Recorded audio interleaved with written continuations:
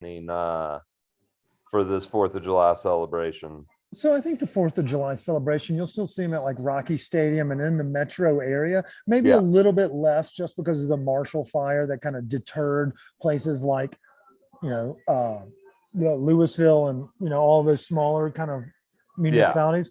But bet you still see them in the metro area here and there. At the same time, there's fucking fireworks going off Sunday night downtown. So if you didn't get your fix already, we have another shot for you on Thursday. But yeah, so what are you going to do this weekend? I feel like we've done bad at planning this 4th of July. Because we've been fucked up for like 3 weeks. It kind of snuck up on us. And with I guess it's really mainly because the Avs went deep in the Stanley Cup and won. So that's why we haven't been planning much. But since it's on a Monday, I'm thinking it's a perfect holiday collab here. You get the first 3 days of the month. Everyone's getting paid Friday. Everyone's got Monday off. That's a pretty good deal. Yeah, we're thinking. I'm thinking about maybe keeping it easy and maybe tubing. If it's going to be hot as shit, it's nice to just float in like a lazy little water thing. Are you talking like Gaylord Rockies floating, or what are you talking about? I'm talking about, I want to say it's down in Littleton. There's a place where you can float. I think they say it's like a 3-hour float. So you can pack beers in, just kind of relax and float down the river, and you end at Breckenridge Brewery. So I'm not exactly sure where it essentially starts, but if you Googled like Littleton tubing, I'm sure you could find it. I don't hate that. I don't hate that. That sounds kind of fun. Yeah, who doesn't like just laying in a tube, drinking beers in the water? That's exactly kind of the vibe you look for on this holiday, albeit not really a great time to celebrate a country that has less rights than every other first world country on the planet of Earth. But at the same time, nonetheless, we're going to go out there and give it our all and drink it every bit last drop. So I dig it. There's some other stuff going on in the community this weekend too, though, Chris. So if you get a little frog and you want to come join us, we're going to be at the Cherry Creek Arts Festival that's going on this weekend. It's, art, music, food, booze. It takes over the north side of Cherry Creek, and it's just a bunch of fucking vendors and small businesses that are out there trying to make a nut on some cement in the middle of summertime. Is that Saturday and Sunday? It's Friday, Saturday, and Sunday for those that are listening at home. Yeah, but it's also First Friday this week. So depending on how heavy that hangover is on Thursday, we should be able to bounce back for a little park sesh or maybe a little Santa Fe walk on Friday night. I dig it. Yeah. And but if you need more tips, obviously neither of us are dumb enough to commute along the main corridor on a holiday weekend. So we had to, go and enlist a professional and talk about the traffic ways of Colorado. And that leads me to what is next, Chris. And that's our interview with our friend from I-70 Things, Alejandro. Woo! But before we get into the interview, I want to give a quick shout out to our sponsors from the Western Slope along the I-70 corridor. We're vibing pretty hard on this live rosin series this summer with Eden Extracts. It's the living soil operation. They're doing it out of Parachute, Colorado. Live rosin across the board. Concentrates, obviously dabs, or concentrates, cartridges, concentrates, aka your dab gear, and then they have the pre-rolls. They grow their own flower, obviously, but these pre-rolls are rosin infused. So if you're one that likes the cleaner side of the product line, go find our friends Eden Extracts. You saw it on our social media page yesterday. For those that are listening now, you saw it a couple days. It's a clean product. They're starting to really make a name for themselves along the Front Range and in the cannabis community. And while I know for a fact you can find them at Cali's Cannabis, you can also find them around the metro area as well. So if you're looking for a new product to try, or if you're looking for a clean, solventless, go see our friends over at Eden, or go find our friends over at Eden Extracts. They're doing great work out of Parachute, and we're stoked to have them in our backyard here in Denver now too. Love it. And that's EDUN. Yep. And you can find them on social media at eden.co, as in company or Colorado. So edun.co. Go give them a whirl. Tell them we sent you if you're at Cali's. they won't slash your tires. Maybe they do. I don't know. Who knows? Yeah, we love them all dearly, but at the same time, we appreciate them supporting us. And thanks for the great products. We're enjoying the shit out of it this summer. But without further ado, let's get on to our interview. Bada bing. Talk to y'all later. Cheers. And now, our interview of the week with our guest, the founder of I-70 Things, the most insightful internet page in the Colorado community, Mr. Alejandro Brown. Thank you so much for joining us today. How are you? I'm great. Thanks for having me, Kip and Chris. I appreciate it. Dude, we're going to have some fucking fun today. But before we get started, I want to give a shout out to our sponsors, Even Extract. We'll always talk about it. It's a Colorado produced product. And fun fact, it's on the other side of the I-70 corridor. Right there in Parachute, Colorado. Extra sweat. Living soil. Is the right term. They're producing some fantastic live rosin products, whether it be concentrates, vape parts, tree rings. They've got something for everybody, and you can find them at your local Cali's campus locations. So go on through and tell them we sent you and that you're looking to try out this new live rosin product. Everybody knows that the rosin scene is starting to pop off. It's starting with groups like Dialman and Mountain Select, and now all of a sudden we've seen more companies doing it. Even as one of those companies we dig, I recommend you going through, try them out, and of course you're using the 510 nature. That's going to be good enough, but you can ask for that talk to the Cali's very knowledgeable, they know things about the products. They can give you right now. And if you want to know more about them, go to their social media page, eden.co, eden.co, or check out their website, edenextract.com. Well done. Thank you. All right, so Alejandro, we like to start all of our interviews off the same way, where I tune out and Chris tunes in. So, Chris, take the reins. I'm going to catch your fade. Tuning in. So, Alejandro, are you a transplant or a native to Colorado? Wow, starting with the big questions right off the bat. Well, I have to admit, I am a transplant. I'm from Boston originally. Yeah, so I am, born and raised in Boston, and I grew up skiing, and snowboarding, and that was really one of the bigger reasons why I came out to school here, right?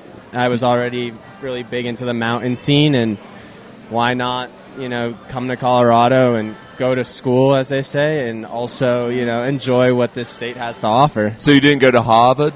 Oh, I did not go to Harvard. Well, bummer. Did you ski the East, though? Do you have one of those stickers?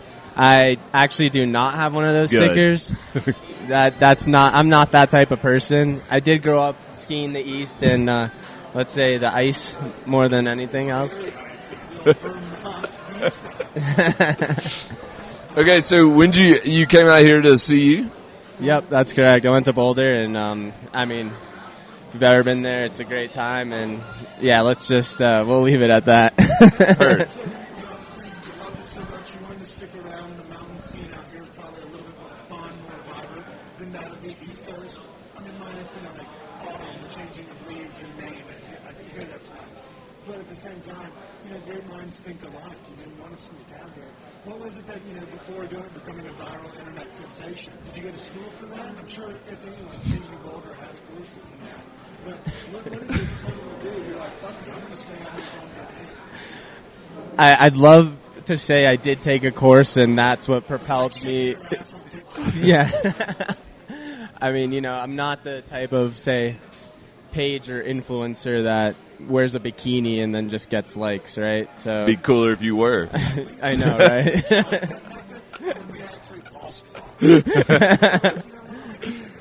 Now you're giving me some ideas for summer content here. I like it.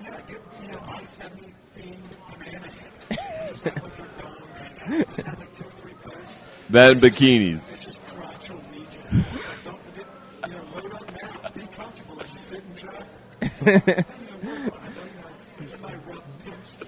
I'll draft something up and send it to you guys for approval. Sweet. Oh, no, seriously. So what is it that, I guess would occupy your daytime? Obviously, you do have this as a fun little project, and you could easily be doing full-time, but what is it that, I guess, you spend your days doing besides sewing your deals?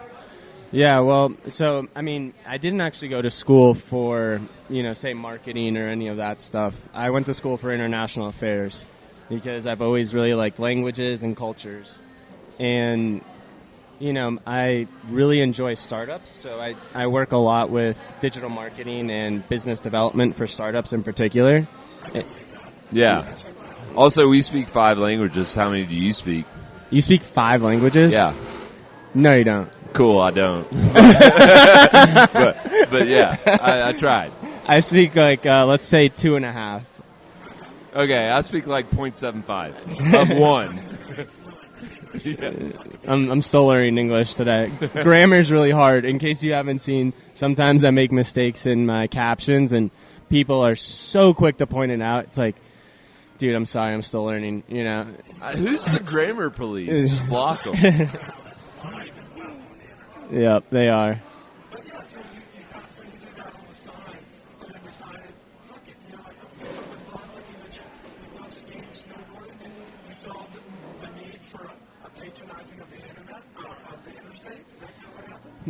Honestly, I wish it was deeper. Like to your point, I wish there was a concrete reason for why it started, and I had the roadmap from day one. But it's the complete opposite. I mean, I already, say from a few seasons, I've had content on my phone from, things I would see, no pun intended, on the highway. And one day I was, with a buddy, and it was a really bad day. We were on the highway for at least 6 to 8 hours. Been there. We can all relate to that, of course. And, I would see jackknife semis, cars off the side of the road, and I was just, there riding shotgun, taking pictures, and we got stopped by the police because a semi jackknife right in front of us. So they made us U-turn in the West Lane bounds, and so we were driving eastbound in West Lane, and I was just like, Hunter, I have a great idea. And that's the buddy I was with. And I made the account right there on I-70, posted the first picture right there. It's still the first picture on the account today. And, I mean, the rest is kind of history.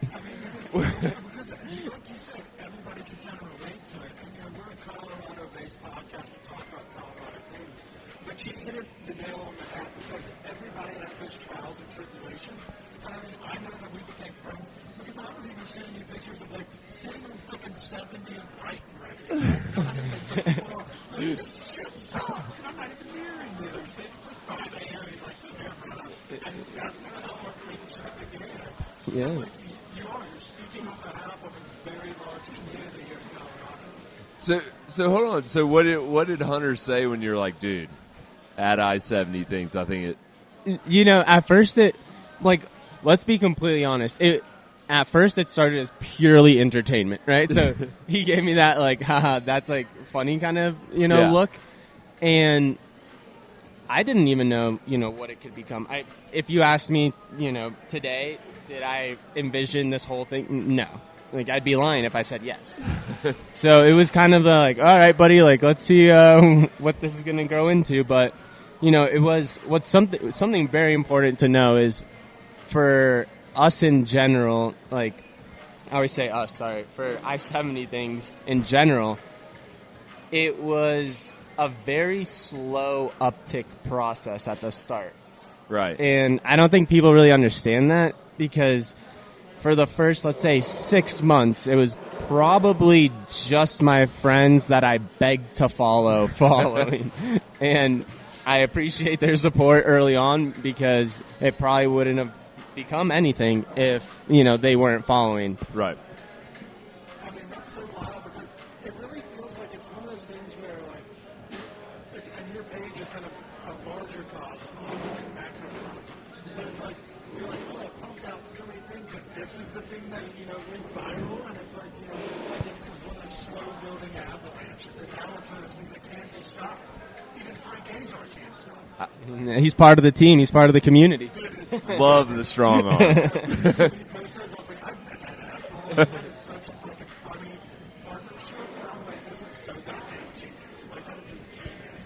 So what was it? What was it that all of a sudden I-70 just really reached the tipping point and blew up? Was it shit on fire post? Because I love those. That's a great question, Chris. I think